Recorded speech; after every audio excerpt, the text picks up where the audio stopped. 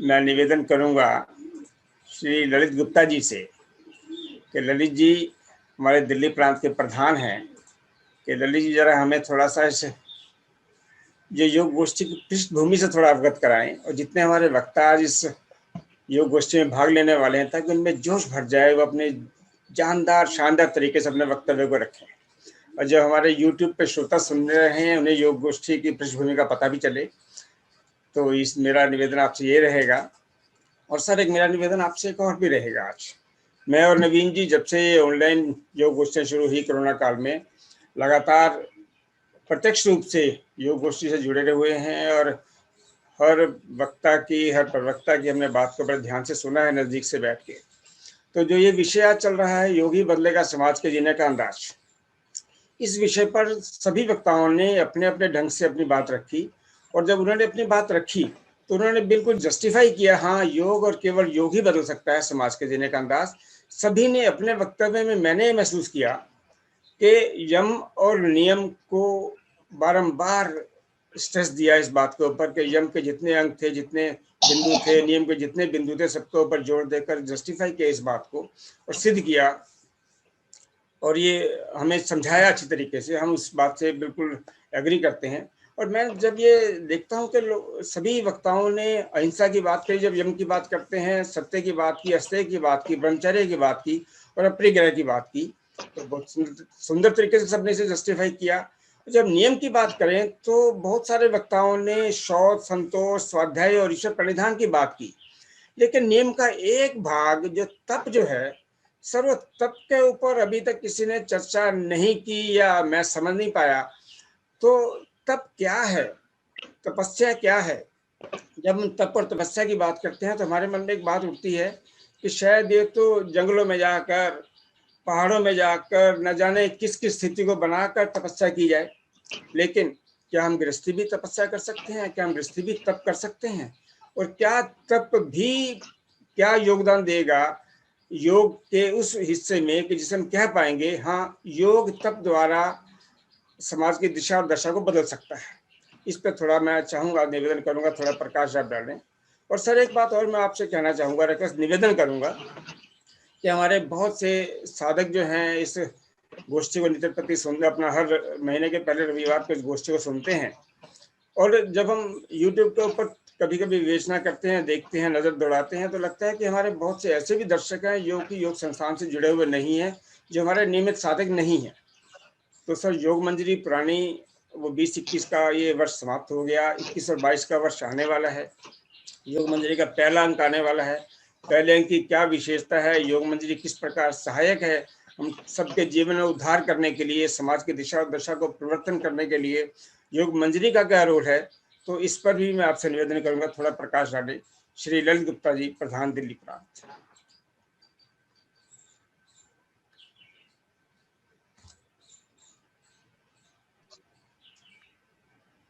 सभी योग प्रेमी साधकों को नमस्कार। आज की 146वीं योग गोष्ठी में सभी का हार्दिक अभिनंदन करता हूं।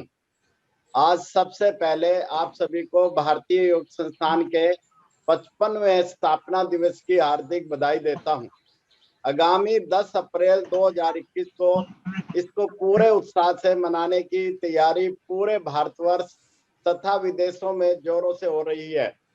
वर्ष 2021 का स्थापना दिवस विशेष हो गया है। इस वर्ष योग प्रचार प्रसार पहले से ज्यादा जोर शोर से करना है, क्योंकि कोरोना ने योग के महत्व को कई गुना बढ़ा दिया है। वर्ष 2021 में सभी ने लक्ष्य रखा है कि प्रत्येक क्षेत्र में 2 नए निःशुल्क योग साधना केंद्र खोलने हैं, जिसकी मैं आप सभी को शुभकामनाएं देता हूं। इसके साथ योग प्रचार प्रसार के भारतीय योग संस्थान की त्रैमासिक योग पत्रिका योग मंजरी का भी अहम भूमिका रहती है। वर्ष 2021 में सभी अधिकारियों ने लक्ष्य रखा है कम से कम 10 ऐसे घरों में योग मंजरी के माध्यम से योग को पहुंचाना है जो आज तक योग से नहीं जुड़े हैं। इसकी भी शुभकामना देता हूं। वर्ष 2021 में सभी साधकों ने भी लक्ष्य रखा है कि कम से कम 5 नए घरों में योग मंजरी को माध्यम से योग को पहुंचाना है, इसकी भी हार्दिक शुभकामनाएं देता हूं। योग प्रचार प्रसार का कार्य ईश्वरीय कार्य है। समाज को योग के माध्यम से सुंदर बनाने का श्रेष्ठ कार्य है। योग एकमात्र ऐसा साधन है जिसे अमीर गरीब छोटे व बड़े सब कर सकते हैं। भारतीय योग संस्थान की त्रैमासिक योग मंजरी पत्रिका सर्वश्रेष्ठ योग साहित्य है।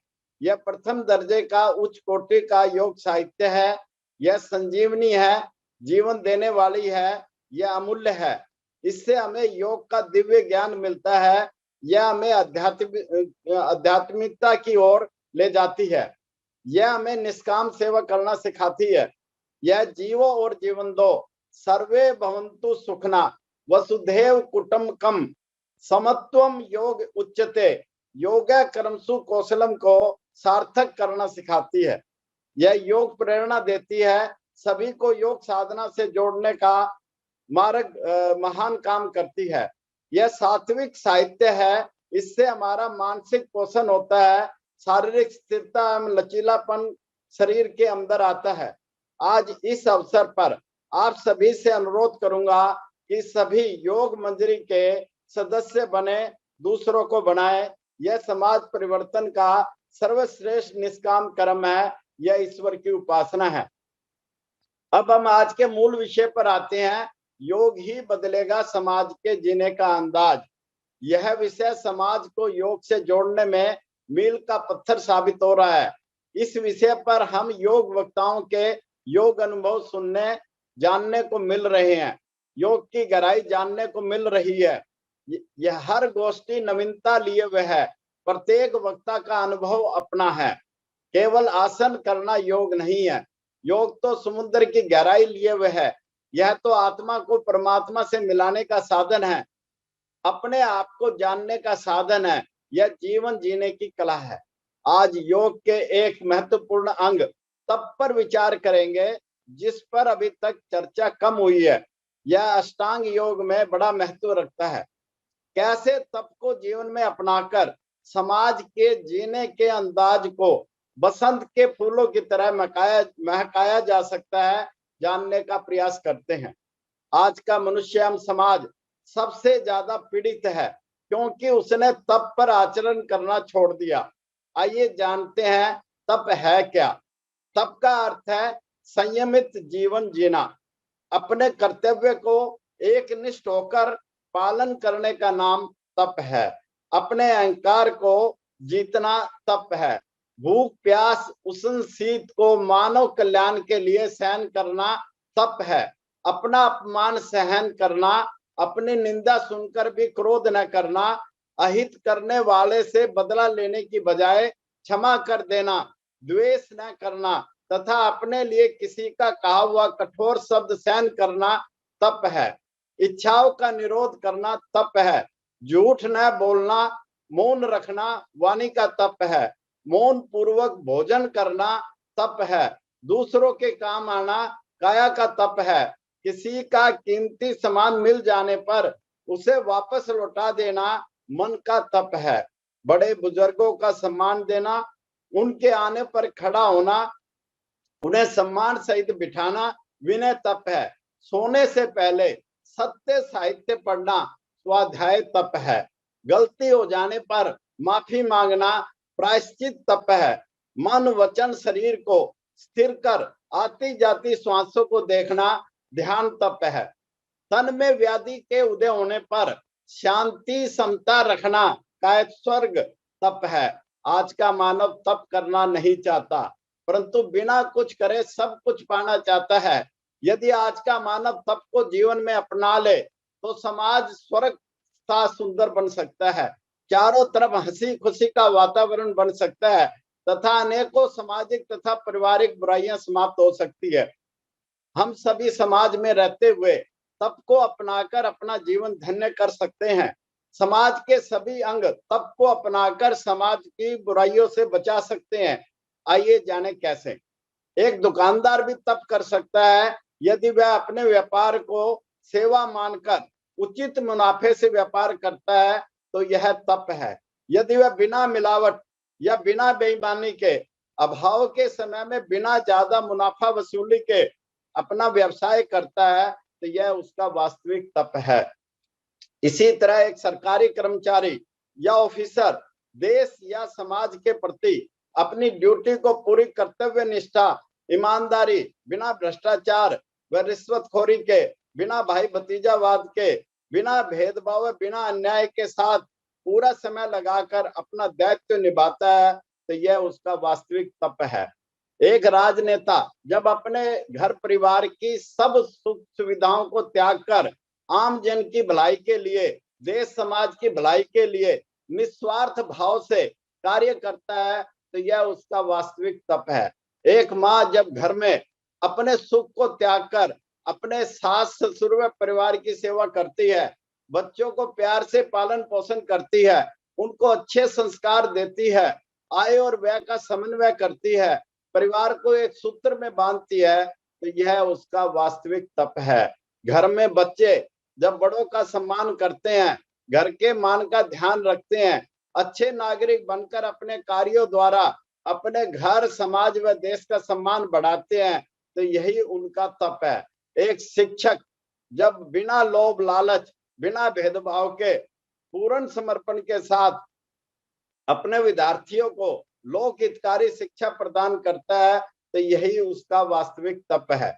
देश के सेनानी जब अपना सर्वस्व बलिदान करके देश की रक्षा करते हैं तथा देश के गौरव को बढ़ाते हैं, तो यही उसका वास्तविक तप है। एक खिलाड़ी जब खेल भावना को ध्यान में रखकर जी तोड़ मेहनत करते हैं, देश के गौरव को बढ़ाते हैं, तो यही उसका वास्तविक तप है।